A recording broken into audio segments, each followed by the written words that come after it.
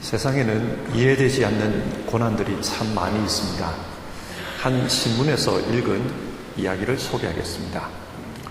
박누가 선교사님은 필리핀에서 의료 선교를 하셨던 분입니다. 이분은 의대생 시절에 동남아시아 오지로 의료봉사를 떠났던 것이 계기가 되어서 1989년부터 필리핀에서 의료 선교를 하게 되었습니다. 한국에 있었으면 의사로서 부와 명예를 쫓으며 살 수 있었지만 오지에서 제대로 치료를 받지 못해 고생하는 사람들을 보며 선교사의 길을 택했습니다. 하나님께서 그분 안에 긍휼의 마음을 심어주셨던 것입니다. 이런 그의 모습에 감명받은 사람들이 협력해서 필리핀에 누가 선교 병원을 세웠고 또 메디컬 버스를 한 대 운영하면서 약 50여 곳의 오지 마을들을 그렇게 돌보았다고 합니다. 그런데 이분의 개인적인 삶은 참 고달팠습니다. 92년도에는 췌장암이 발생되어서 수술을 받았고 또 2004년도에는 위암수술, 2009년도에는 간경화와 당뇨, 2016년에는 위암이 재발되는 등 선교 활동하는 기간 내내 병마에 시달렸다고 합니다. 그리고 하나님은 이분을 마침내 젊은 나이에 데리고 가셨습니다. 이런 이야기를 읽다 보면은 질문이 듭니다. 하나님께서는 왜 자기 자신을 위해서 인생을 거는 그런 사람에게 왜 이렇게 하셨을까?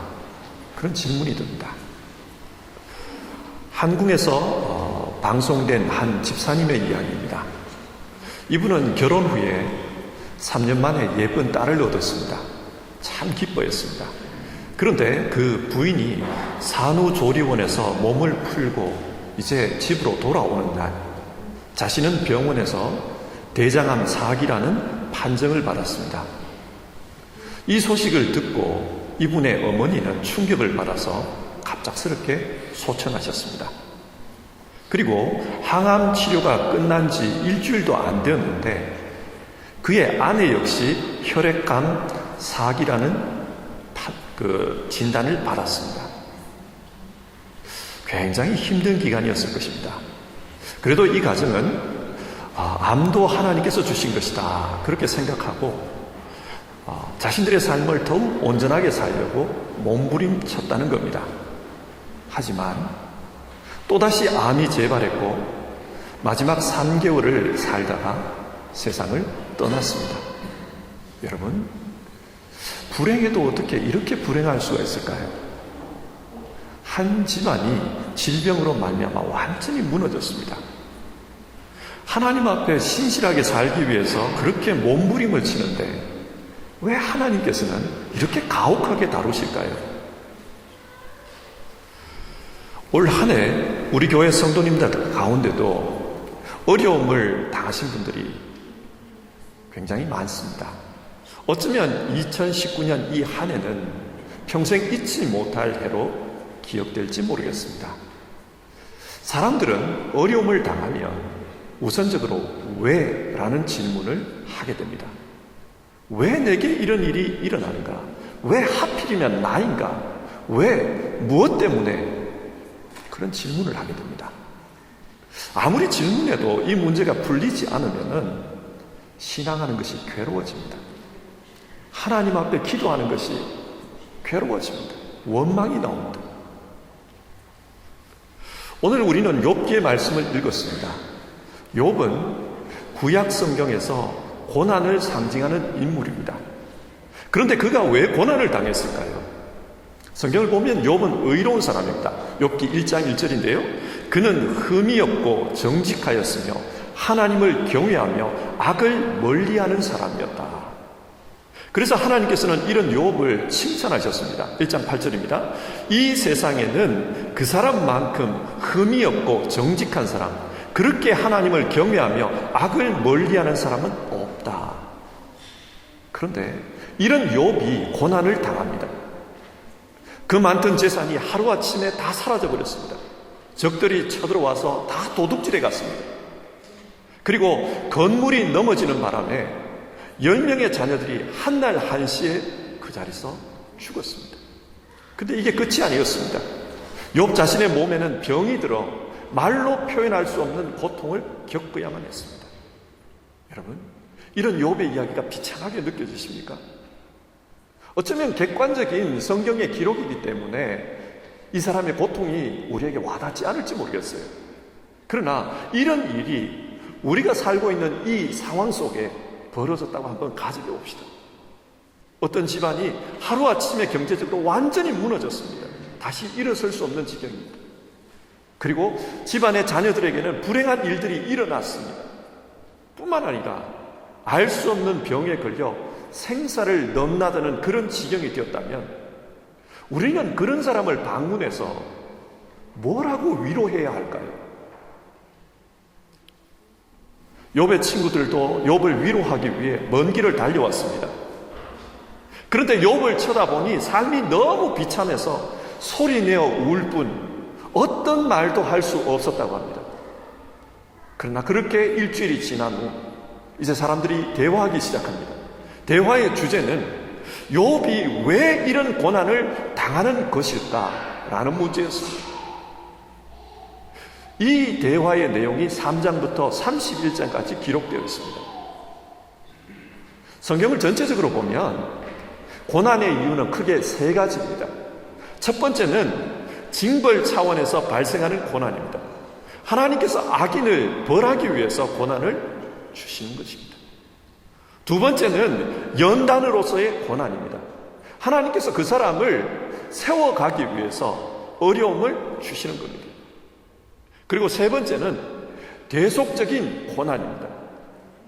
예수님께서 우리를 위해서 그렇게 고난당하신 것처럼 하나님의 구원 사역을 위해 당하는 고난입니다. 그런데 이런 것으로 설명이 되지 않는 고난이 있습니다. 욥이 당한 고난이 바로 그것입니다.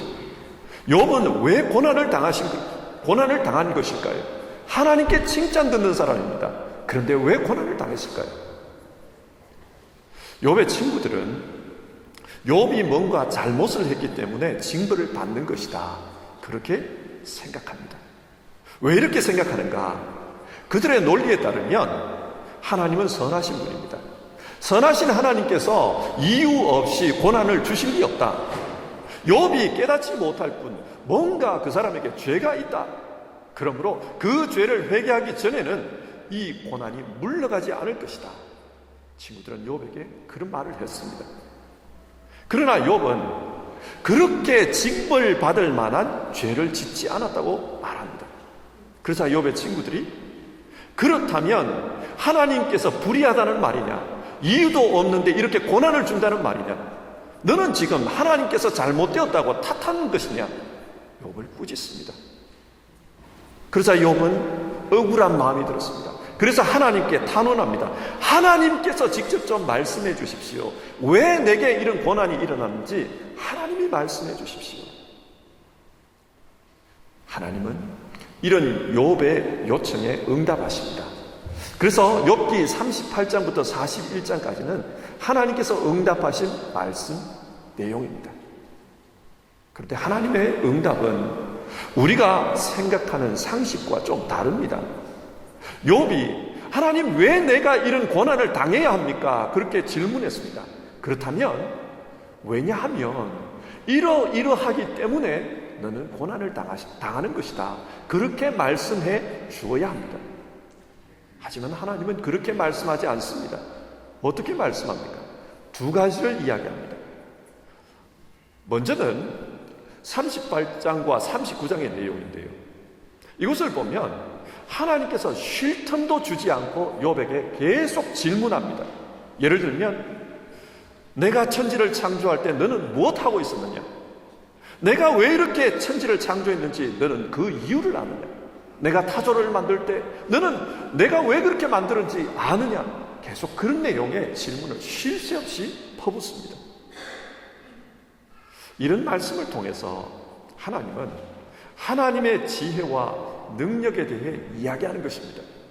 그러니까 인간은 하나님의 역사를 다 알지 못한다는 겁니다.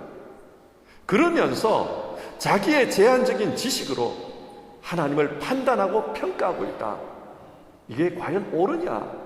욥에게 그것을 질문하는 겁니다. 그리고 두 번째 대답은 40장과 41장에 나오는데 베헤목과 리워야단에 대한 말씀입니다. 베헤목과 리워야단, 이 두 동물은 성경 안에서 혼돈과 악을 상징하는 신화적인 동물입니다. 생긴 것은 하마와 혹은 악어처럼 생긴 것 같아요.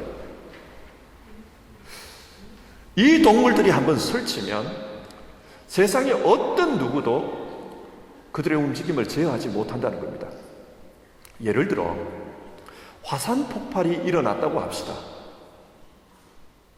요즘 사람들 같으면 그 화산이 왜 터졌는지 과학적으로 설명할 것입니다.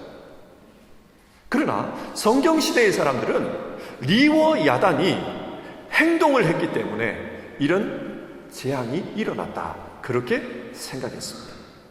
그러므로 이 리워 야단의 행동을 사람이 통제할 수는 없다. 성경 속 사람들은 그렇게 생각합니다. 그런데 이 리워 야단의 행동도 하나님의 통제 아래 있다. 하나님은 그 이야기를 해요. 어떻게 보면 질문과는 좀 동떨어진 동문서답입니다. 그런데 이런 이야기를 듣고 나서 욥이 어떤 반응을 보였느냐, 그게 오늘 우리가 읽은 본문의 내용입니다.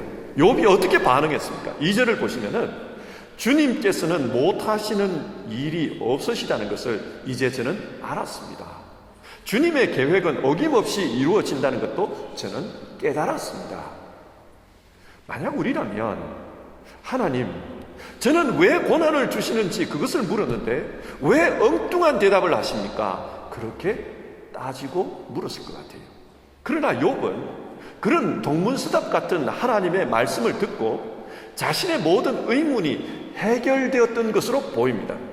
그래서 하나님은 전능하시며 하나님의 모든 계획은 완벽하다, 그렇게 인정합니다.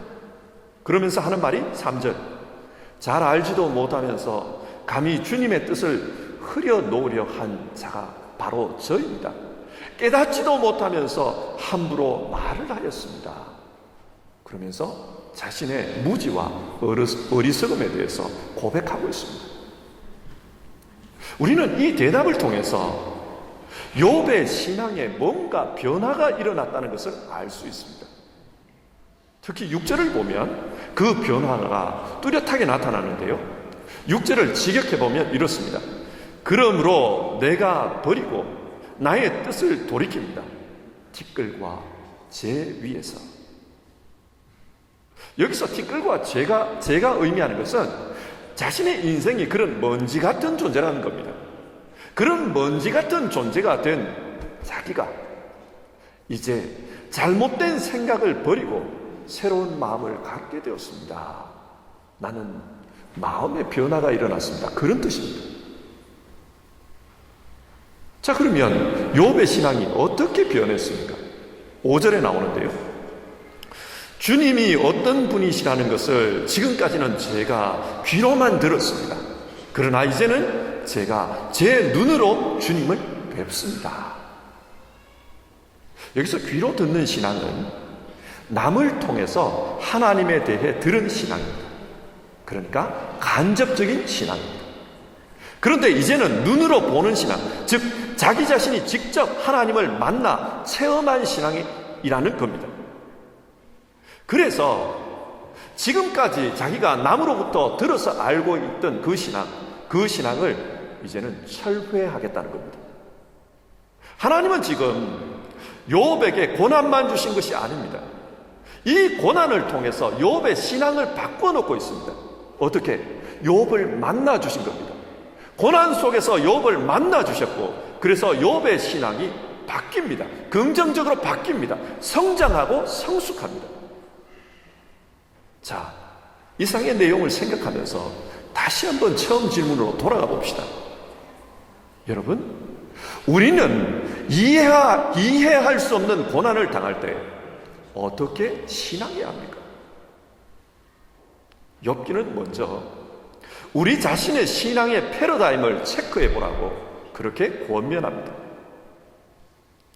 신학자들은 욥과 욥의 친구들이 논쟁을 벌이는데 이 욥의 친구들이 가진 신앙을 인과율의 신앙이라고 부릅니다. 인과율이 무엇입니까? 원인과 결과. 원인이 이렇기 때문에 이런 결과가 나왔다, 그겁니다. 예를 들면 신명기 28장에 하나님께 순종하면 복을 받고 불순종하면 저주를 받는다, 그런 내용이 나옵니다. 자, 그러면 이 말씀을 가지고 욥을 한번 생각해 봅시다. 욥은 왜 고난을 당하는 걸까요? 이 인과율의 신앙에 따르면 하나님께 불순종했기 때문에 이런 저주를 받는다는 겁니다. 그래서 친구들은 그 불순종에 대해서 회개해라, 그렇게 말합니다. 하지만 욥은 이걸 거부합니다. 자신은 그렇게 불순종한 적이 없다는 겁니다. 그러면 뭡니까? 욥 자신도 왜 이런 고난이 발생했는지 그 이유를 모릅니다. 그리고 욥 역시 자기가 들어서 알고 있는 그 하나님 지식, 그 지식을 가지고 따집니다. 하나님께서 이 세상을 방치해 두셨습니다. 그래서 의인이 이유 없이 고난을 당하고 악인들이 평화롭게 삽니다. 그렇게 하나님께 따집니다. 그런데 욥 자신이 하나님에 대해서 전해 들은 그런 신앙이 아니라 자기 자신이 직접 경험해 본 신앙, 직접 만나본 하나님, 그런 하나님을 통해서 이 상황을 보니까 자신이 틀렸다는 것을 알겠다, 그 말입니다. 그래서 욥은 이전에 내 생각은 벗어버리고 내 신앙의 패러다임을 바꾸었습니다, 그렇게 고백합니다. 지금 욥기가 우리에게 교훈하는 것은 내가 이해할 수 없는 그런 고난의 상황을 만날 때 내 이해 속에 하나님을 잡아 넣으려고 하지 말고 하나님께 나 자신을 집어넣어라, 그것을 말합니다. 왜냐? 하나님은 충분히 전능하십니다. 하나님은 충분히 지혜로우십니다. 내가 이해하지 못한다 할지라도 그분은 충분히 능력이 있습니다. 그렇기 때문에 결국은 의를 이루신다는 겁니다. 그래서 그 하나님을 믿는 가운데 우리 신앙의 차원을 넓혀라, 그 말을 하고 있습니다. 예를 들어 보겠습니다. 저는 사슴을 좋아합니다. 그런데 가끔 TV를 보면 어린 사슴이 태어나자마자 호랑이가 덮쳐가지고 그 새끼 사슴을 갈기갈기 찢어먹는 그런 장면이 나옵니다. 이런 장면을 보면은 참 잔인하다. 하나님께서 세상을 왜 이렇게 만드셨을까? 왜 육식동물을 만들어서 태어나서 하루도 살지 못하고 저렇게 죽게 만들까? 그런 생각이 듭니다. 사슴만, 내가 좋아하는 사슴만 보면 이건 불합리한 거예요. 근데 여러분, 생각의 차원을 한번 넓혀봅시다. 육식동물이 없으면 초식동물들은 무한정 번식할 겁니다.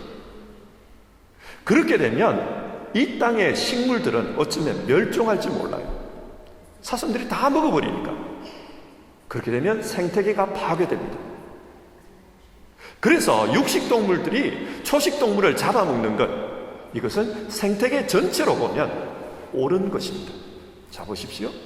사슴의 차원에서 보면 이 세상은 잘못됐어요. 그러나 이 세상 전체로 보면 육식동물이 사슴을 잡아먹는 것은 옳은 일입니다. 이처럼 하나님의 역사가 나 중심적으로, 내 중심적으로 보면은 불합리합니다. 틀린 것처럼 보입니다. 그러나 하나님의 기준에서 보면 나에게는 이상해 보여도 그게 옳습니다. 그래서 성경은 이해되지 않을 때 내 신앙의 패러다임을 다시 한번 돌아보라는 겁니다.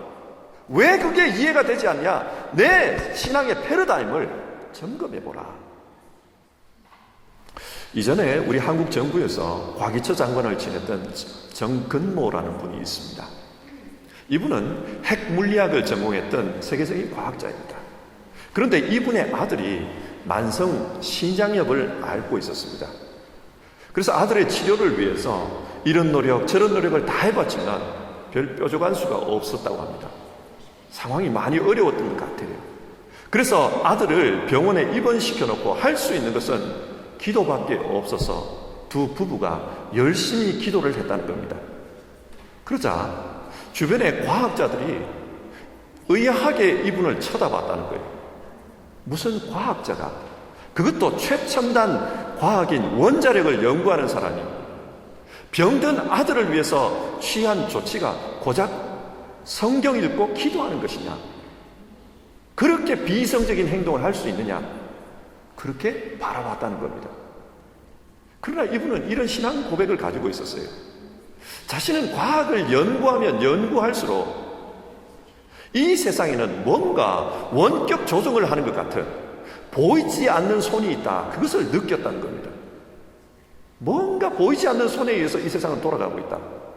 그리고 그 보이지 않는 손이 하나님의 섭리라는 것을 많은 세월이 지난 후에야 자신은 깨달았다, 그렇게 고백을 합니다. 이분은 그런 신앙 고백이 있기 때문에 어려움을 당하면 이 세상을 움직이는 그분께 기도하고 찬송하는 게 너무 당연했다는 거예요. 자, 보십시오. 사람들이 보기에는, 과학자들이 보기에는 이분이 너무 미신적인 그런 길을 걸어가는 것 같아요. 하나님의 법칙이 틀린 것처럼 보입니다. 그러나 이분의 아들은 병원에서 점차 건강을 되찾았다는 겁니다. 병원은 어렵다고 했지만 결국 회복이 되었습니다. 그래서 하는 말이, 자신의 아들이 무슨 위대한 상대성 이론이나 진서의 법칙이 아닌 하나님의 법칙에 의해서 회복되었다, 그렇게 말했습니다. 여러분, 왜 하나님께서 내게 이런 어려움을 주셨나 이해되지 않을 수 있습니다. 그런데 그때 내 이해의 패러다임으로 하나님을 원망하지 말고 하나님의 패러다임에 내 이해를 맞추어 보라, 성경은 그것을 교훈하고 있습니다. 왜 그러냐? 하나님은 충분히 전능하시고 충분히 지혜로우시며 결국은 그 하나님의 뜻대로 되기 때문입니다. 두 번째로 욥기는 어려움을 당할 때, 이해할 수 없는 어려움을 당할 때 원망하지 말고 단식하라고 교훈합니다. 존 오토버그의 그 관계훈련이라는 책을 보면 이런 말이 나옵니다. 성경은 고난당하는 자의 자세를 단식과 원망 두 가지로 표현한다. 사람이 고난을 당하면 어떤 사람은 원망을 하고 어떤 사람은 단식한다는 겁니다. 그런데 이 원망과 단식의 차이가 무엇일까요? 저자는 단식은 하나님께 불평하는 것이고 원망은 하나님에 대해서 불평하는 것이다, 그렇게 말합니다. 그리고 단식은 하나님의 면전에서 하는 것이고 원망은 하나님의 등 뒤에서 하는 것이다, 그렇게 말합니다. 예를 들어서 이스라엘 백성들이 광야에서 고통을 당하며 그렇게 너무 힘들어서 무릎을 꿇고 하나님 앞에 단식합니다. 하나님 앞에 문제를 가지고 와서 불평하는 것, 기도하는 것, 이게 단식입니다. 독일의 유명한 구약학자인 베스트만은 시편을 분석하면 오직 두 가지의 양식만 나온다. 즉 하나는 찬양, 롭, 그리고 하나는 단식, 클라게, 이 두 개만 나온다는 거예요. 이처럼 성경의 신앙인들은 어려움을 만날 때 하나님 앞에 나와서 단식했습니다. 문제를 하나님 앞에 갖다 놓고 단식했습니다. 우리도 내가 이해할 수 없는 그런 상황에 대해서는 하나님께 따지며 물어야 합니다. 무조건 순종하는 게 좋은 게 아닙니다. 이해되지 않으면 그걸 하나님 앞에 가지고 와서 따져야 합니다. 그게 단식입니다. 욥은 그걸 했습니다. 욥기 42장 7절을 보면 하나님은 욥의 새 친구가 아니라 욥이 옳다, 이렇게 선언해요. 그런데 욥기의 내용을 보면요, 욥의 새 친구의 말이 훨씬 더 모범적이고 훨씬 더 정통적인 신앙에 가깝다는 걸 알 수 있습니다. 예를 들어서 빌닷이 이런 말을 합니다. 네 시작은 미약하였으나 네 나중은 심히 상대하리라. 여러분, 얼마나 희망적이고 얼마나 용기를 주는 좋은 말입니까? 또 엘리바스가 이런 말을 합니다. 볼지어다 하나님께 징계받는 자에게는 복이 있나니 그런즉 너는 전능자의 징계를 업신여기지 말지니라. 정말로 신앙적입니다. 근데 욥은 어떻습니까? 욥기를 읽어보면 욥은 거칠게 하나님께 대듭니다. 하나님, 이럴 것 같으면 차라리 나를 죽여주십시오. 차라리 오늘 밤에라도 데리고 가십시오. 이런 말을 거침없이 합니다. 하나님께 반항하는 것처럼 보입니다. 그런데 왜 이렇게 거칠고 반항하는 욥이 하나님은 더 옳다고, 욥이 옳다고 그렇게 말씀하는 것일까요? 욥의 신앙은 단식하는 신앙이기 때문입니다. 여러분, 단식이 뭡니까? 하나님을 믿기 때문에 그 하나님 앞에서 억울함을 토해내는 것입니다. 하나님을 믿지 않는다면 그분 앞에서 내가 억울함을 호소할 리가 없습니다. 하나님 밖에는 나의 이 억울함을 듣고 해결해 줄 리가 하나님 밖에는 없습니다. 이렇게 하나님을 신뢰하는 것이 단식입니다. 성경은 지금 우리에게 이렇게 이해할 수 없는 어려움을 당하거든, 그 어려움 때문에 당하는 그런 마음 상함이 있거든, 하나님 앞에서 단식하는 겁니다. 하나님 앞에 따지라는 겁니다. 그런데 사람들은 단식이 아니라 원망을 합니다. 이스라엘 백성들이 광야에서 먹을 것이 없고 마실 물이 없을 때 모세를 원망했습니다. 그런데 생각해 봅시다. 모세가 먹을 음식과 마실 물을 줄 수가 있습니까? 아닙니다. 이런 문제는 오직 하나님만이 해결할 수 있습니다. 하나님 앞에 가지고 와서 탄식해야 합니다. 하지만 사람들은 하나님이 아니라 하나님이 보낸 사람, 하나님과 관계된 그 사람에게 이 문제를 불평합니다. 원망한 것입니다. 그리고 그 원망의 결과는 멸망으로 끝나고 말았습니다. 성경은 우리에게 원망이 아니라 탄식하라고 합니다. 탈무드에 이런 말이 나와요. 하나님 앞에서는, 사람 앞에서는 늘 웃고 하나님 앞에서는 울어라. 무슨 말입니까?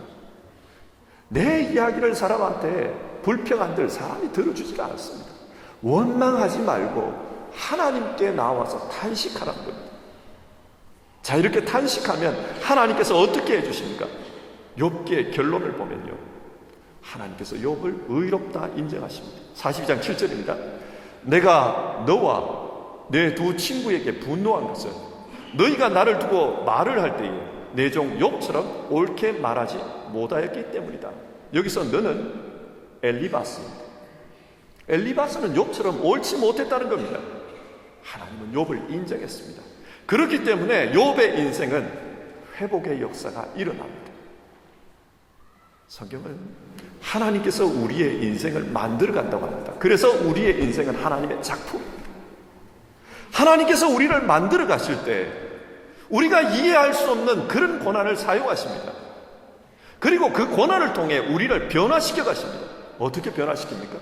시편 119편 71절입니다. 고난 당한 것이 내게는 오히려 유익이 되었습니다. 그 고난 때문에 나는 주님의 율례를 배웠습니다. 무슨 말입니까? 이 사람은 이제 하나님을 이해하게 되었다는 거예요. 주님의 율례를 배웠습니다. 하나님을 이해한다는 겁니다. 욥처럼 온전히 하나님을 인정하는 그런 사람이 되었습니다.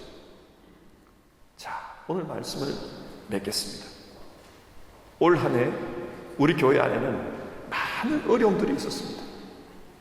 어쩌면 그 어려움이 지금 당장 이해되지도 않고 또 해결되지 않는 분들도 있을 겁니다. 그러나 여러분, 하나님은 그 어려움을 통해서 우리를 변화시킵니다. 성장하고 성숙하게 하십니다.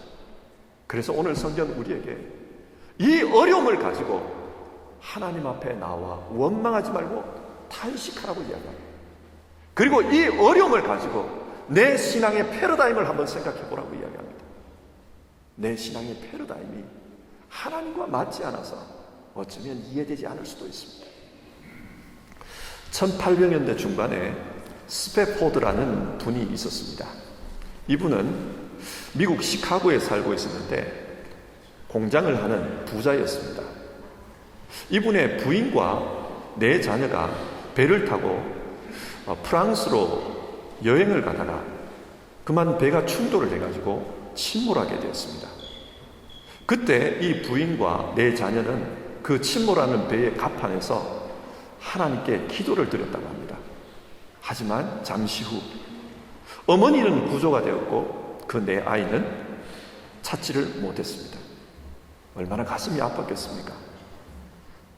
부모의 입장에서는 자신이 죽는 것보다 자녀에게 죽음이 더 아픕니다. 그런데 그때쯤에 시카고에 있는 이 공장은 시카고 대화재로 말미암아서 완전히 다 타버렸습니다. 가족을 잃었고 재산을 잃어버렸습니다. 이해되지 않는 고난입니다. 그런데 그 스패포드는 이 고난 가운데 욥과 같은 고백을 합니다. 그 고백이 바로 오늘 우리가 부를 찬송가 413장입니다. 여러분, 이해되지 않는 고난을 만날 때 우리의 신앙 패러다임을 하나님 앞에서 새롭게 한번 점검해 봅시다. 그리고 더 크게 하나님을 바라보고 하나님 중심에서 한번 이해하려고 노력해 봅시다. 억제되지 않는 감정, 이해되지 않는 분노, 그걸 하나님 앞에 가지고 나와서 탄식하면서 한번 기도해 봅시다. 하나님께 따져 봅시다. 그러면 하나님께서 욥처럼 우리에게도 응답해 주실 것입니다. 올 한 해의 마지막을 우리가 이 찬송을 부르며 함께 기도해 보겠습니다. 네, 우리 같이 기도하겠습니다. 올 한 해를 돌아보면 우리 안에도 여러분의 욥이 계시는 것 같아요. 하나님께서 왜 이렇게 하셨을까? 이해되지 않는 그런 어려움들을 당하신 분들이 참 많은 것 같습니다. 그러나 오늘 성경은 우리에게 이런 어려움을 당했을 때 우리가 어떻게 신앙해야 하는지를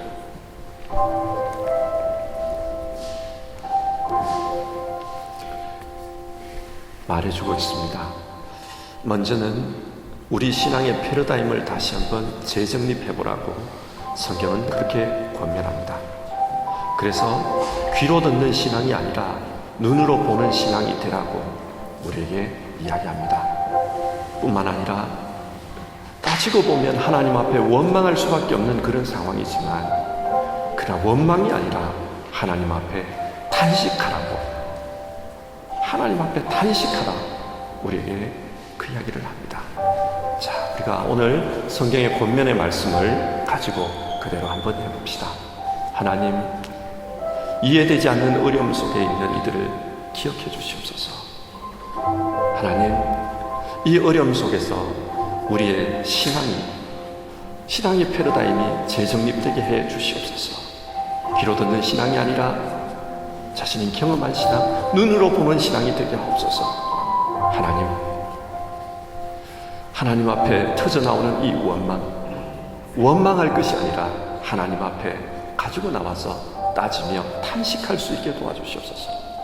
그래서 정말 하나님의 응답을 듣는 성도님들 다 되게 해주시옵소서. 우리가 같이 기도했으면 좋겠습니다.